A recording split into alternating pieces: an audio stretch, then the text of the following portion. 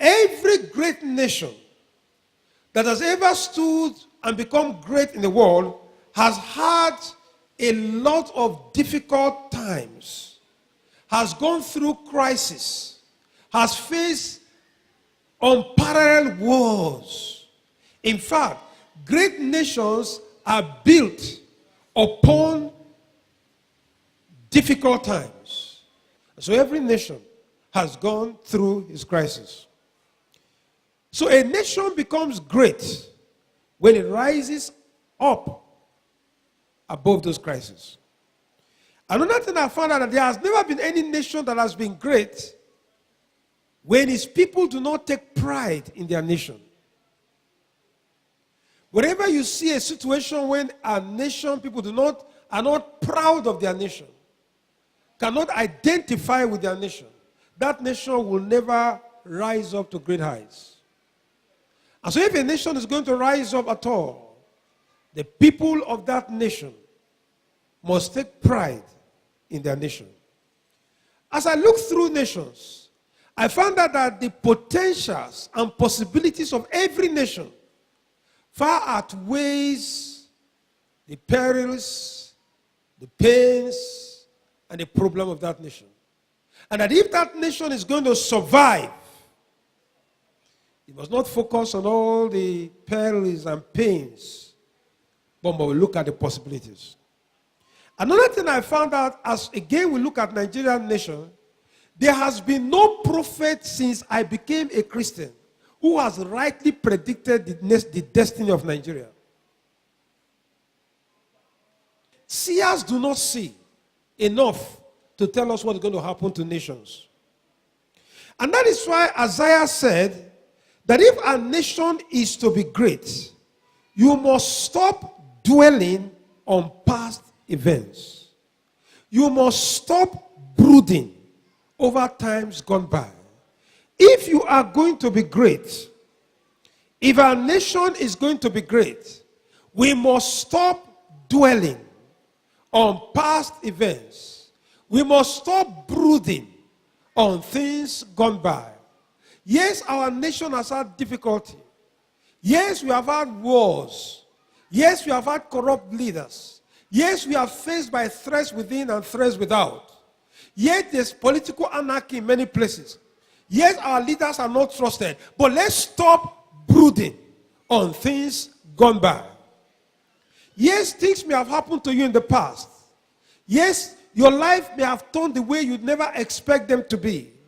The history of your life may have been that of what you never expect. But the Bible says, stop brooding on past events and stop dwelling on things gone by. If this nation will be great, if we are going to have lives that must transform our future, we must stop brooding on things gone by. What is the language menu in your home? What is the language menu in your church? What is the language menu in your office? What are the things that people hear you talking about from time to time?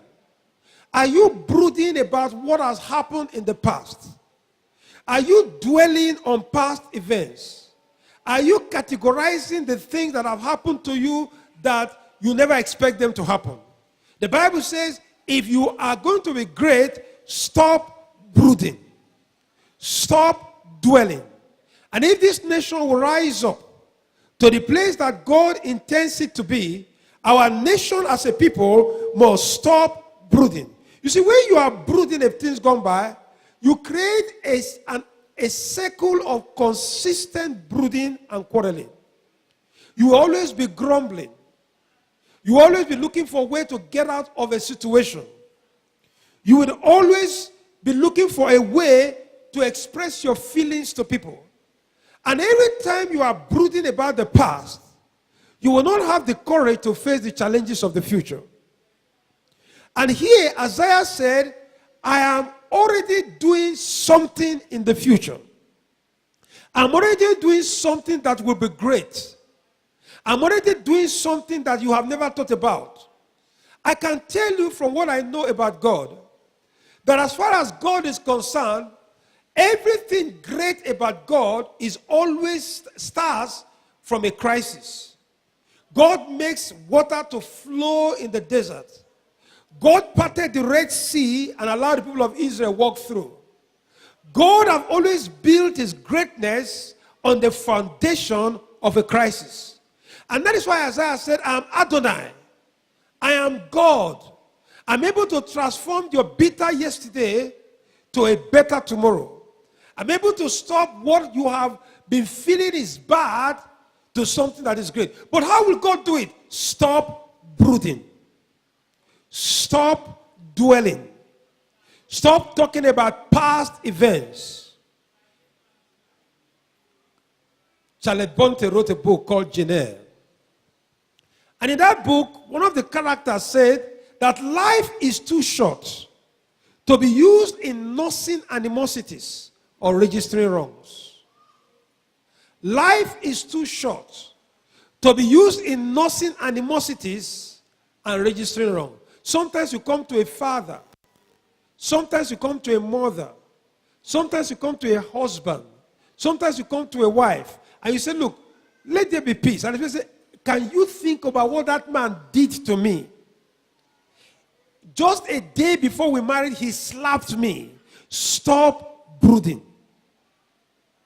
Stop dwelling on past events. Behold, I will do something new. And I believe that's what God is telling Nigeria in this 54th year of his anniversary. Stop brooding on past events. Stop dwelling on the fact that the nation has had these great challenges. God is going to do something and it's going to spring forth. For that to happen, you must have faith in your future. You must have faith in your tomorrow. You must have faith in the fact that although today may not be what you want it to be, tomorrow will be something that is greater than today. That is what David said. He said, I would have fainted unless I have believed. You must have a courageous faith that your future will be great. You must have a courageous faith that God is going to transform your future. We have said, Jeremiah told us that I am God. The thoughts I have for you are good thoughts, to give you a future full of hope. To give you a future full of hope. I want to say to men and women, young men and women, have faith in your future. I want to say to wives, have faith in the future of your marriage. I want to say to husbands, have faith in the future of your family. I want to say to children, have faith in the future of your nation. Don't begin to say to yourself, if, for example, this country collapse, where will I find myself? We must have our faith. Faith prevails over prophecy. Faith prevails over prediction. Faith prevails over the seers and what they see. Faith is the ability to turn the prediction of the seer into the possibilities of your faith. No matter what the seer may have seen in his bed, no matter what dreams the seer may have seen, by your faith, you are able to turn the dreams and the wicked prediction of every seer and turn it around. The Bible says that faith is the substance of things hoped for, the evidence of things not seen. He said, by it, men received or obtained a good report. And so I want to say that start believing in your future. For us to get there, I want to say, start sowing. Whatsoever God has given you, start sowing it. Start sowing those seeds of love. Start sowing those seeds that God has called you to do. I gave an example in the first service. And I saw a man who says, I want to build something. But I'm thinking that if I should die now, who is going to inherit it? Who is going to inherit it? I met somebody who say, well, I'm trying to do something great for God. If I do that greatly, another person will come who doesn't know what I do and scatter it. I said, no. You must realize that every great institution sometimes arises on the shadow of one man. Every great nation sometimes is built upon the effort of one man. Keep on doing what you should do. Keep on sowing the seed you should sow. Keep on dreaming the dream that God has given you to do. Have you been called to start an orphanage? Do it. If Brother George Muller, who started one of the greatest orphanages in Bristol, UK, has said, I don't know what will happen when I die. We will not have that great orphanage. Till today, that orphanage is a living evidence of a man who continued to sow. I gave an example of a man who wanted to plant a tree.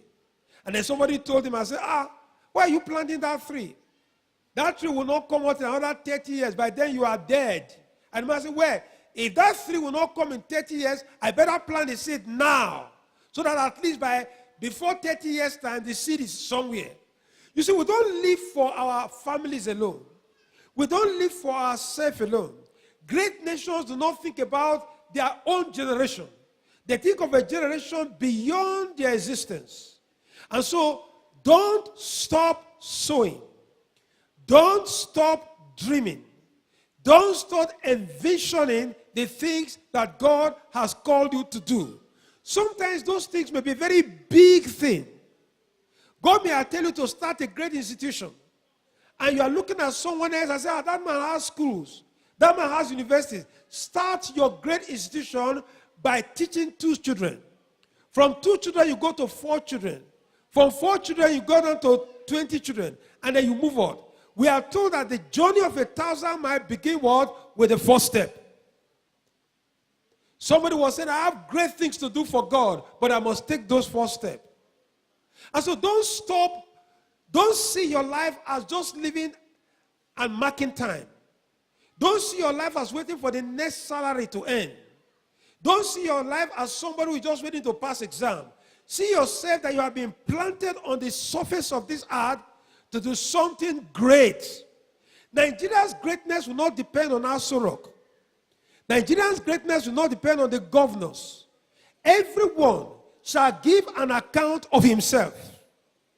Any little thing God has given you, if you are faithful in it, if you are committed to it, then you will do greatness. Every day when I go to the world to teach medical students, I'm conscious of the fact that teaching one student is like teaching a generation to come.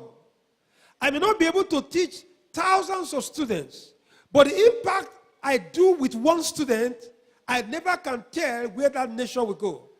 The great Socrates taught several people, but it was one of his students, Plato, that did great things, even greater than himself. And so, sow your seed. Keep serving. And stop brooding about the things that has been going on in this nation. The third thing I want to say is that let us begin to say and prophesy the good things about our lives and this nation. You see, our words are divine messengers that God is going to use to build the future of our life. Our words are given to us by God with a particular assignment. Jesus says, or the Bible says, the words I speak unto you, they will not return unto me void. We are all spiritual beings.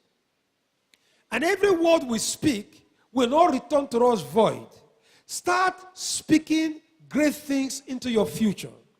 Start speaking great things into the future of your children.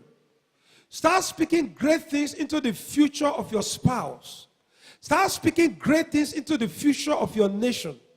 Start speaking great things into the future of your local government. Start speaking great things into the future of your nation. One day I boarded a flight. And as we were about to land Nigeria, 90% of the Nigerians in that flight were all speaking negativity about the country. They all speak evil about the country. They talk how Nigeria will never succeed. They thought how the airport will be so crowded and terrible. They thought that Nigeria will one day be consumed. And I stood up in the midst of that flight. And I told them, you are on a foreign airline. And most of the foreigners are looking at you destroying your nation. And they will never do it in their own nation. And I want to say that it is when you begin to say the good things about your nation, Because what we prophesy regarding our nation is bound to happen. What we say will happen regarding our nation will happen. And so we must now begin to prophesy. We are a nation of pessimists. We are a nation of negative people. Whenever two Nigerians are discussing the nation, it's always negative. It's always pessimistic. It's always something that has never been done or something that should be done. But now I want to say, start prophesying regarding your nation. Start saying good things about your nation. Start saying that God is going to do it. As David says, I would have fainted unless I have seen to see the goodness of the Lord in the land of the living. Can you think of a man like Martin Luther King? At a time when there was segregation in that nation, at a time when the man was beaten and battered, at the time he was put into prison. I read his Montgomery letters when he was put into prison. But in the midst of that anarchy and devastation, he said, I have a dream that one day, this very nation called America, this nation that people are looking at slaves, the sons of former slaves owners, and the form of former slaves will sit down at the table together. I have a dream that this nation will one day rise up, that the individuals of this nation will not be judged by the color of their skin, but by the content of their character. It was this dream given 40 years ago that gave birth to Obama today. You see, you must not stop dreaming. You must not stop saying what you want to happen in this nation. You see, when you young ones, and those of us who are rising, begin to lose hope about our nation, we're already saying that the wicked one must do what he can, but we must never give up. I like that song. Today may be a night of difficulty. Today may be a night of disaster. But tomorrow is the victor song. Great nations have been established by people speaking well. Greatness is not transmission of your powers to your own generation. It's transmission of your powers beyond your generation.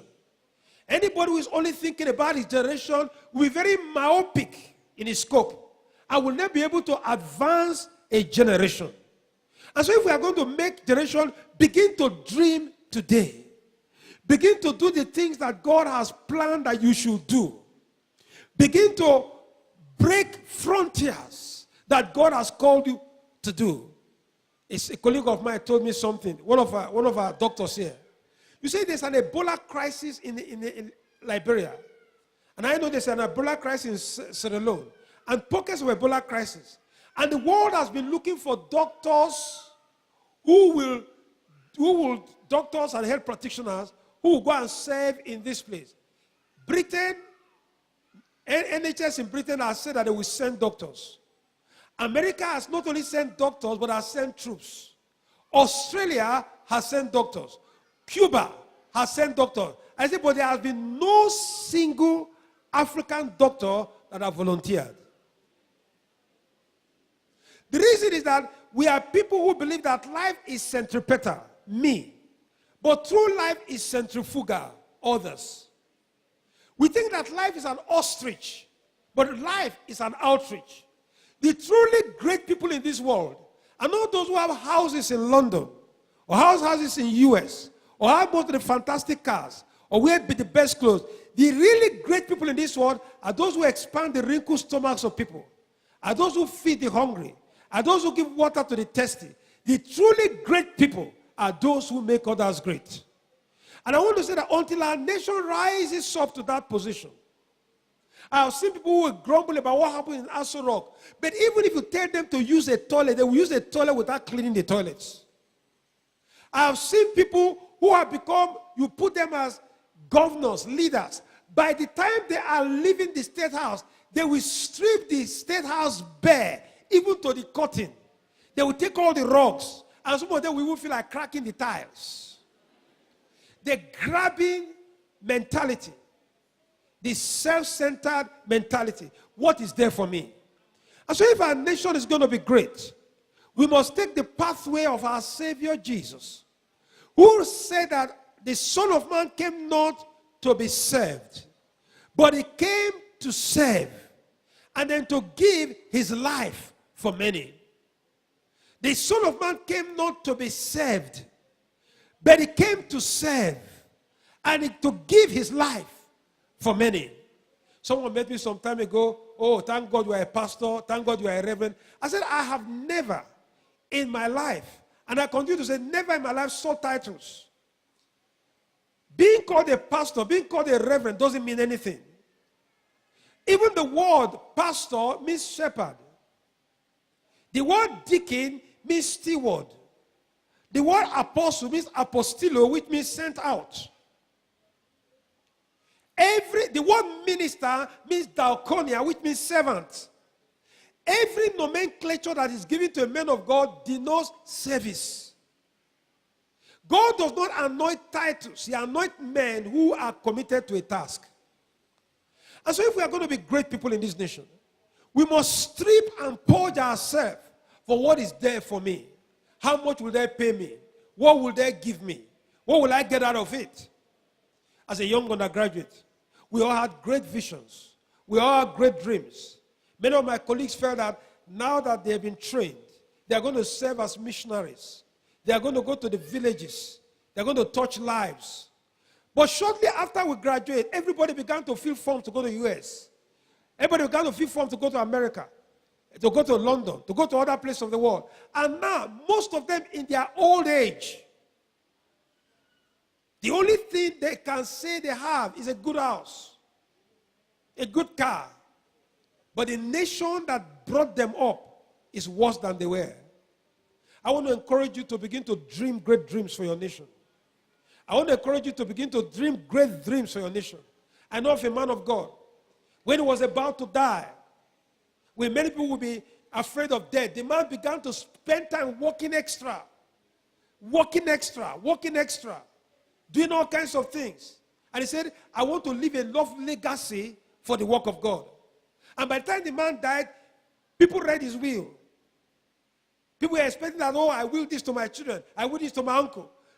Most of his will was will to institutions, to people of God. I heard Bill Gates and even Warren Buffett. They have willed almost 90% of their money to charity. This is what makes a great nation. I was told that Warren Buffett, although Warren Buffett has has a commercial outfit that loans out plane, he doesn't have a personal plane. I'm told that the house he lives in is such a modest house. When a friend of mine said he saw Bill Gates' wife, he said, when I saw the woman, there was no jewelry in that woman. Very plain and simple. Very plain and simple. That is what makes great nations. That what makes great nations. A great nation is not, I have 4 jets. You know, I have the personal numbers of all the presidents in the country. That's not a great nation. A great nation is where it's used labors. A great nation is where when you are on holiday, you go and dig well for your mother in the village. When you are on holiday, you go to a particular village area and do a project. A great nation is when God is blessing you, you remember where you started from. I was talking to a group of medical students that were graduating. I told them, young men and young women, you are graduating. The first thing you must ask yourself when you graduate, is my mother still using firewood? I will not be a happy person if my mother is still using firewood and I'm using stove. I will not be happy. I will not be happy if my mother is still living in a house that rain is falling and I'm living in an air-conditioned house. I will never be happy. Come on, let's get excited in the house of God today. Prophetic proclamation says something on to recognize that I am marked for God. So because I'm marked for God, I will do the only things that will make God attractive. Don't be discouraged when some people are overriding you because they know you are a Christian. Any group of people who says, well, hey, look, I don't believe. Let's look at the word. Let's look at the word. Let's look at the word. Signs and wonders are not necessary. You have already put a boundary to your progress. From generation to generation. Come and worship with us and experience a wonderful time with Jesus at the Sanctuary of Hope Church. Sunday services: first service 7:30 to 9:30 a.m. Second service 9:30 to 11:30 a.m. Tuesday services: fasting, prayer and ministrations 5 p.m. to 7 p.m. Thursdays midweek service 5 p.m. to 7 p.m. Venue: Sanctuary of Hope Church, Hope Auditorium, Ife-Ibadan Expressway, Ile-Ife, Nigeria. God richly bless you. It is my joy to speak to you, our listeners and viewers of the Hope of the Nations television program. I want to thank you for your support down through the years.